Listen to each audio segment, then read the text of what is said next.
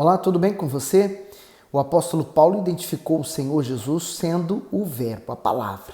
E por isso temos meditado nela em ordem cronológica. Hoje nós vamos meditar no Evangelho de João, capítulo 12. Se você tem gostado de todo esse conteúdo, dê o seu gosto, partilhe o vídeo com mais pessoas e vamos agora meditar nesse capítulo 12 de João, tá bom? Senhor Deus, nosso Pai, em nome de Jesus, eu peço o teu Espírito para que ele venha nos guiar nessa meditação, orientar, abrir a nossa visão espiritual para que possamos enxergar verdadeiramente qual é a tua vontade para a nossa vida. Obrigado, meu Deus, por esse privilégio que temos de estar aqui juntos meditando. Em nome de Jesus. Amém. Versículo 1. Foi, pois, Jesus 6 dias antes da Páscoa a Betânia, onde estava Lázaro, o que falecera e a quem ressuscitara dentre os mortos. E fizeram-lhe, pois, ali uma ceia, e Marta servia. E Lázaro era um dos que estavam à mesa com ele. O comentário diz assim: do sepulcro para a mesa. O Senhor Jesus estava em Betânia para participar de uma ceia. Estavam presentes Lázaro, Marta e Maria. Mas a presença de Lázaro é destacada porque ele comia e bebia publicamente, desfrutando da mais perfeita saúde depois de haver ressuscitado. Assim, quem antes estivera morto, agora participa de todas as atividades comuns e comprova a veracidade do milagre recebido. Então, Lázaro era a prova de que o Senhor Jesus era quem ele dizia ser, o Messias, né? E Lázaro estava ali como prova. Marta, né? Maria, todos eles testemunharam essa gloriosa esse milagre, né, glorioso, e também iria representar o que iria acontecer com ele, o Senhor Jesus. No 3, então, Maria, tomando um arratel de unguento, de nardo puro, de muito preço, ungiu os pés de Jesus e enxugou-lhes os pés com os seus cabelos, e encheu-se a casa do cheiro do unguento. O comentário do 3, nardo puro, a pureza e a quantidade daquele nardo expressavam a fé e a vida de Maria. Isso significa que, ao derramá-lo aos pés de Jesus, ela entregou o seu sonho, o seu futuro definitivamente a ele. Maria guardava as suas economias em forma de perfume, a fim de utilizá-lo em suas bodas. No entanto, dentro dela nasceu o desejo de entregá-lo como oferta sacrificial ao Senhor, com a intenção de exaltá-lo. Para isso, ela foi capaz de se humilhar, pois ao ungir e enxugar os pés do Salvador, ela feriu a cultura da época, que considerava depreciável uma mulher livre e honrada tocar os pés de um homem. Além disso, não era comum para uma judia soltar os cabelos em público. Maria, porém, quebrou todo o protocolo e, sem palavras, expressou seu amor e devoção ao Senhor. Ao agir assim, ela silenciosamente elegeu o Senhor Jesus como seu marido, conforme diz o texto, porque o teu Criador é o teu marido. Isaías 54, 5. E essas é uma das cenas mais lindas, né, da entrega. E é o que o Senhor Jesus espera de mim, de você, quando buscamos a Ele, esse derramar da nossa vida, né? Ela estava fazendo isso com a fé. Lembra que ela esteve sentada aos pés do Senhor Jesus ouvindo? Olha o efeito da palavra de Deus no coração de uma pessoa que está disposta a obedecer, né? Há uma entrega. Então, ela materializou a entrega dela por meio desse arratel de unguento de nardo puro, né? Era muito valioso e você vai ver isso na sequência do texto. Agora a parte B, o comentário diz: encheu-se a casa. O ato de Maria foi tão extraordinário que o aroma do perfume se estendeu além do que ela pôde imaginar. Maria ofertou ao Senhor Jesus o seu tesouro e seus cabelos, suas mãos, sua casa. As demais pessoas ficaram impregnadas com a fragrância. Isso nos faz ver que os efeitos da fé não se limitam ao momento em que é praticada, mas se espalham a todos ao redor e alcançam a eternidade. Versículo 4. Então, um dos seus discípulos, Judas Iscariotes, filho de Simão, o que havia de traí-lo, disse: por que não se vendeu esse unguento por 300 dinheiros e não se deu aos pobres? Então, ele aqui revela o valor daquele unguento, né? daquele frasco com o perfume puro de nardo. Então ele revela o quão valioso era. Agora, Judas não tinha esse cuidado, né? com os pobres, como ele aqui declara, né? Na verdade, ele era ladrão, ele roubava a oferta. Então, ele queria pegar para ele. Era muito dinheiro. Olha só, o primeiro comentário do 4 diz assim: o contraste entre Maria e Judas é enorme. Enquanto ela havia mostrado sua devoção com intensidade, ele mostrava sua incredulidade. Ela era sincera em suas ações, ele era dissimulado. Maria era capaz de dar, Judas de usurpar. Aparentemente, ela perdeu o perfume, mas Judas definitivamente perdeu a salvação. Houve apenas um fato em comum entre os dois. Ambos ficaram registrados para sempre na história. Ela, pela forma como honrou o Senhor Jesus, e ele, pela forma como o traiu. São muitas poucas vezes que nós vemos Judas se manifestando para falar alguma coisa. Pedro era mais entregue, falava, às vezes falava coisas que não tinham nada a ver. João também, mas ele não, sempre calado, sempre sensato, né? Ele não falava coisas erradas, mas aqui ele colocou, né?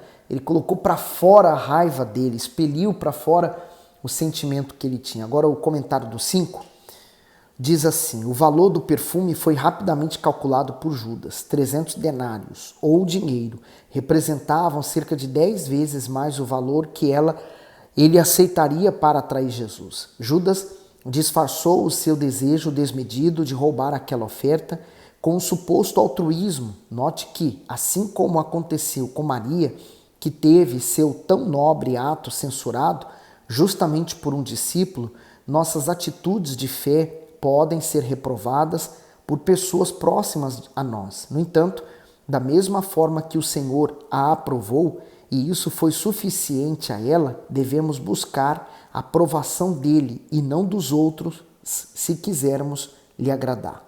E é aqui que eu reforço mais uma vez que aqueles que estão preocupados em agradar os outros, né, as demais pessoas, ela não vai agradar a Deus. Mas aquele que se preocupa e só vê Deus, né, os seus olhos estão voltados para Deus.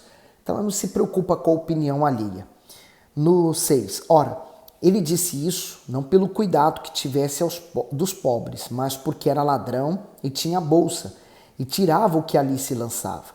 Disse, pois, Jesus: deixai-a, para o dia da minha sepultura guardou isso. Comentário: para o dia da minha sepultura, reis e sacerdotes recebiam unção especial para cumprir suas funções. Assim, o gesto de Maria serviu para ungir o Cordeiro de Deus alguns dias antes dele ir para o altar do sacrifício, isto é, a cruz. Em seguida, ele assumiria o ofício de sumo sacerdote perpétuo no reino de Deus. Nas Escrituras, vemos outros casos de pessoas que, por causa da fé, não retiveram o que era valioso apenas para si mesmas. O jovem que ofereceu 5 pães e 2 peixes para alimentar a multidão, e José de Arimateia, que deu o sepulcro de sua família para sepultar o Salvador. São exemplos disso. Ninguém perde ao honrar a Deus, pois tudo o que é ofertado a Ele é preservado e mantido em alta estima na eternidade. Por isso que ofertas, dízimos, primeiramente, ela é ofertada a Deus, né? Deus recebe a representação daquilo. É óbvio que quem vai usufruir aqui na terra desse dinheiro é a igreja, né? A administração da igreja. Vai pagar as contas, água, luz, né? Os gastos comuns da obra, além dos meios de comunicação. É claro, né? Tudo tem um custo. Então, se você ama a obra de Deus, se você ama a igreja a qual você pertence, então seja fiel nos seus dízimos e ofertas, para que haja manutenção na casa de Deus. No 8, porque os pobres sempre os tendes convosco, mas a mim nem sempre me tendes. E muita gente dos judeus soube que ele estava ali, e foram, não só por causa de Jesus, mas também para ver a Lázaro, a quem ressuscitara dentre os mortos. E os principais sacerdotes tomaram deliberação para matar também a Lázaro. Agora, não somente ao próprio Senhor Jesus queriam matá-lo, mas também a Lázaro, porque Lázaro se tornou uma testemunha. Imagine que aonde ele fosse, Todos iriam apontar o dedo dizendo: eis aí aquele que morreu e o Senhor Jesus o ressuscitou, né? Uma prova. 11. Porque muitos dos judeus, por causa dele, iam e criam em Jesus. No dia seguinte, ouvindo uma grande multidão que viera à festa, que Jesus vinha a Jerusalém, tomaram ramos de palmeiras e saíram-lhe ao encontro e clamavam: Hosana, bendito o Rei de Israel que vem em nome do Senhor. E achou Jesus um jumentinho e assentou-se sobre ele, como está escrito: Não temas, ó filha de Sião, eis que o teu rei vem assentado sobre o filho de uma jumentinha. O comentário diz assim: humildade, para cumprir as escrituras, Zacarias 9:9, vale a pena a gente ver. Alegra-te muito, ó filha de Sião, exulta, ó filha de Jerusalém. Eis que o teu rei virá a ti justo e salvador, pobre e montado sobre um jumento e sobre um jumentinho, filho de jumenta. Continuando, o Senhor Jesus entrou em Jerusalém, assentado sobre um jumentinho. Diferentemente do aparato, da nobreza e do exército romano, a vinda do Rei dos Reis se deu de forma humilde, sobre um animal desprestigiado. E significa que a vinda do Salvador ao mundo teve o propósito de ligar o ser humano a Deus novamente. As profecias do Apocalipse mostram que na sua segunda vinda o Senhor Jesus virá em um cavalo branco, simbolizando sua missão de julgar a iniquidade dos povos. Apocalipse 19:11. E viu o céu aberto, e eis um cavalo branco, e o que estava sentado sobre ele chama-se Fiel e Verdadeiro, e julga e peleja com justiça. Em tudo nós estamos vendo, o cumprimento da palavra de Deus, como aqui, na entrada triunfal de Jesus. Hoje, o Senhor Jesus, através do Santo Espírito de Deus, quer entrar na sua vida. E Ele aguarda por esse momento, se Ele ainda não entrou. E se Ele está, Ele quer usar você poderosamente na obra dEle, para fazer o trabalho de ganhar outras almas, de anunciar Jesus a outras pessoas.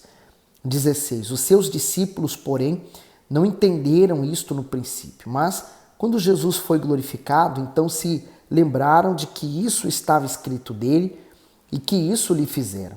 A multidão, pois, que estava com ele quando Lázaro foi chamado da sepultura, testificava que ele o ressuscitara dentre os mortos. Por isso também a multidão lhe saiu ao encontro, porque tinha ouvido que ele fizera este sinal. Disseram, pois, os fariseus entre si: vedes que nada aproveitais? Eis que toda a gente vai após ele. Ora, havia alguns gregos entre os que tinham subido a adorar no dia da festa. Estes, pois, dirigiram-se a Filipe, que era de Betsaida da Galileia, e rogaram-lhe, dizendo: Senhor, queríamos ver a Jesus. Filipe, pois, foi dizê-lo a André, e André e Filipe disseram a Jesus.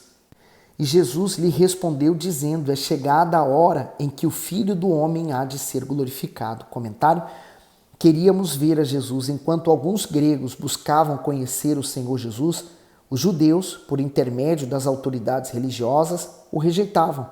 O pedido dos gregos significava que a aliança com Deus deixou de ser um privilégio apenas de Israel, para se tornar um direito de todos os povos. Assim, o Senhor Jesus aproveitou esse momento para transmitir um grande ensinamento sobre renúncia, antes de ser glorificado e recompensado com inúmeros herdeiros.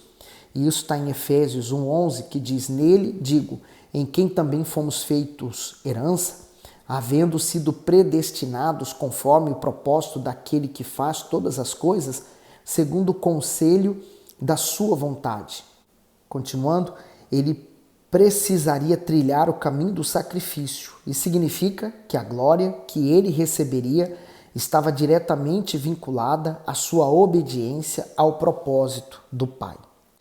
As notícias já haviam chegado à Grécia, As histórias, a Grécia naquele tempo era um grande centro cultural e principalmente intelectual. Havia grandes bibliotecas, grandes pensadores, filósofos, Era uma grande nação e respeitada. Então, esses gregos talvez tivessem origem judaica, porque vieram para a festa da Páscoa que aconteceria pouco tempo depois. Então, eles vieram com esse propósito de conhecer Jesus, porque eles já tinham ouvido falar de Jesus e com certeza O interesse deles não era para receber, mas conhecer.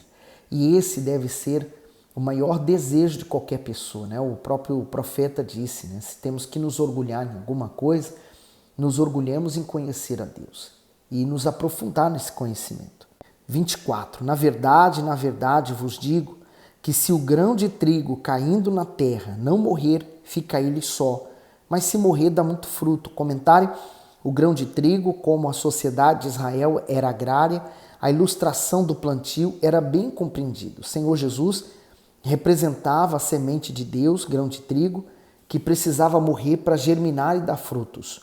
Em um primeiro momento, o semeador Deus pareceu perder a sua semente ao entregá-la à terra, mas depois disso colheria os resultados, pois ela produziria frutos e muitas outras sementes. Isso revela que, embora a vinda do Senhor Jesus ao mundo com seus milagres e seus ensinamentos tenha sido extraordinária, não teria nenhum valor se ele não tivesse morrido e ressuscitado.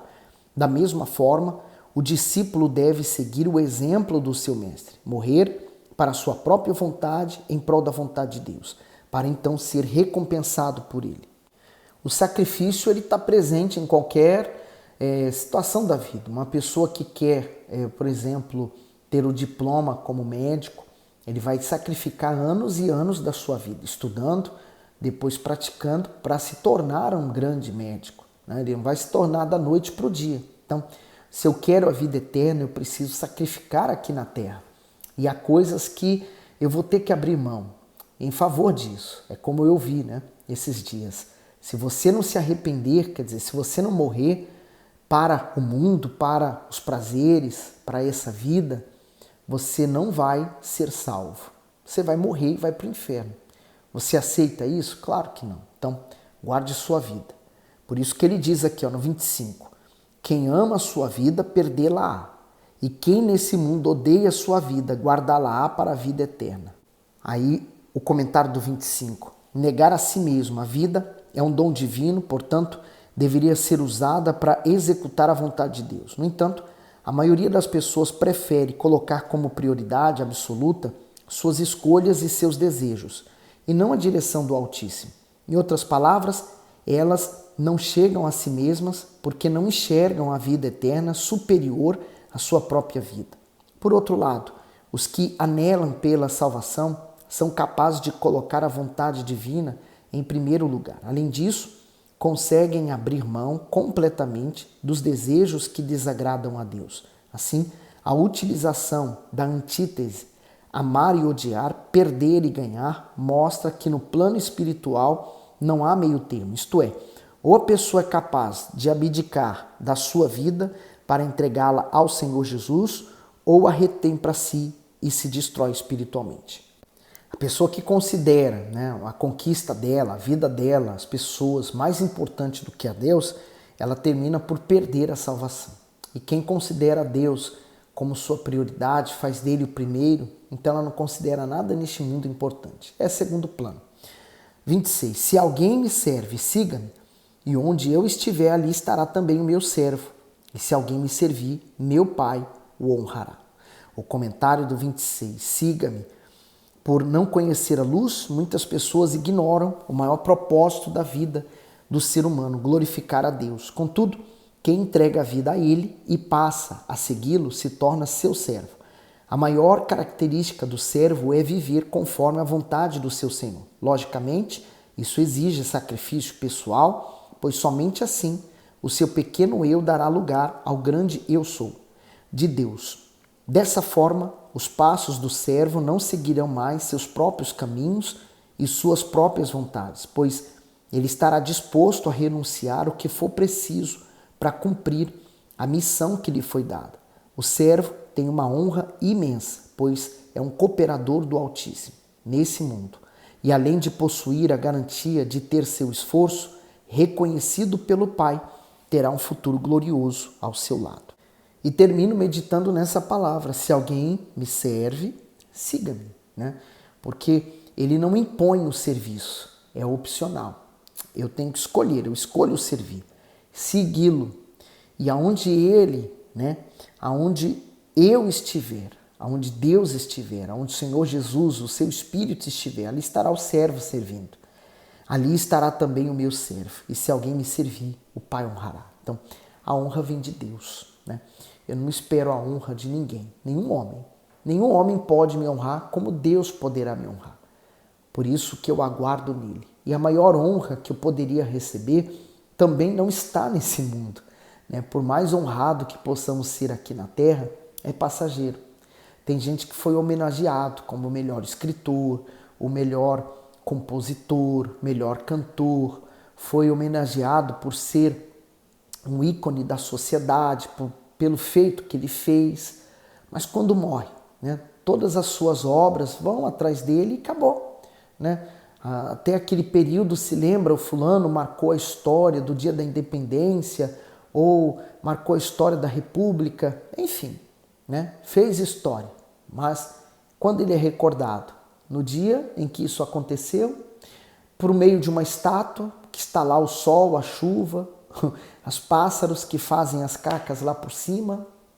Então a glória nesse mundo passa, minha amiga, meu amigo, mas a coroa da vida é eterna. Eu luto por ela todos os dias, porque eu só vou recebê-la na eternidade. E você, está lutando pelo quê? Pense nisso. Até o próximo vídeo.